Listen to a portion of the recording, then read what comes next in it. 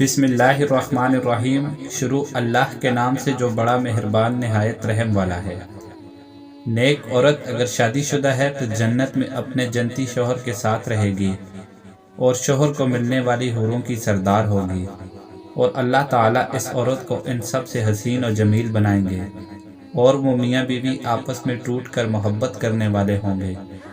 اور اللہ تعالیٰ نے اپنے مومن بندوں کے لیے جنت بطور انعام بنائی ہے، جس میں ہر لمحہ لذت کے حصول کے اسباب بطور نعمت مہیا کیے جائیں گے۔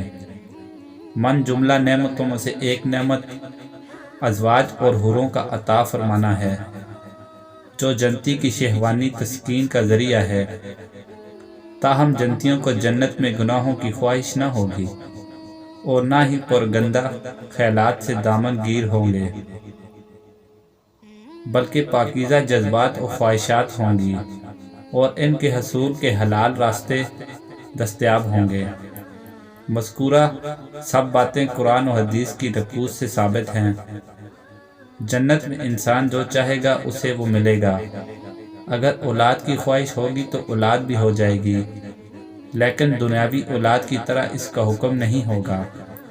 ایک حدیث شریف میں آپ صلی اللہ علیہ وسلم نے فرمایا، اگر بالفرض کوئی مسلمان جنت میں اولاد کا خواہش مند ہوگا تو اس کی خواہش اس طرح پوری کی جائے گی کہ بچہ کا حمل قرار پانا، اس کا پیدا ہونا اور اس کا انتہائی عمر یعنی 30 سال کی عمر تک پہنچنا سب کچھ ایک ساتھ میں عمل پذیر ہو جائے گا۔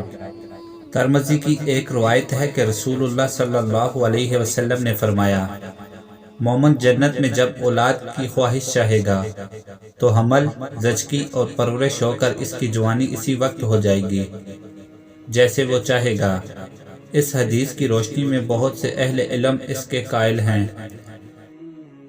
امام ترمذی رحمۃ اللہ علیہ نے ترمذی میں اس حدیث کو نقل کرنے کے بعد لکھا ہے کہ بعض علماء طاؤس، مجاہد، ابراہیم کا کہنا ہے کہ جنت میں اجوازی تعلق یعنی کہ جمع تو ہوگا لیکن اس کی وجہ سے اولاد نہیں ہوگی۔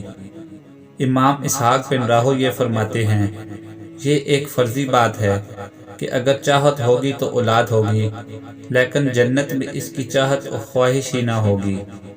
علامہ ابن قیم رحمۃ اللہ علیہ نے اس موضوع پر مفصل گفتگو کرنے اور دلائل و تجوہات ذکر کرنے کے بعد لکھا ہے، جنت افزائش نسل کی جگہ نہیں ہے بلکہ دائمی اور سرمری رہنے کا مقام ہے۔ اس میں رہنے والا کبھی نہیں مرے گا کہ اس کو نسل کی ضرورت پڑے۔ اللہ تعالی ہم سب مسلمانوں کو جنت الفردوس میں اعلیٰ مقام عطا فرمائے، آمین۔ مزید ویڈیوز کے لیے چینل کو سبسکرائب کیجیے۔ شکریہ۔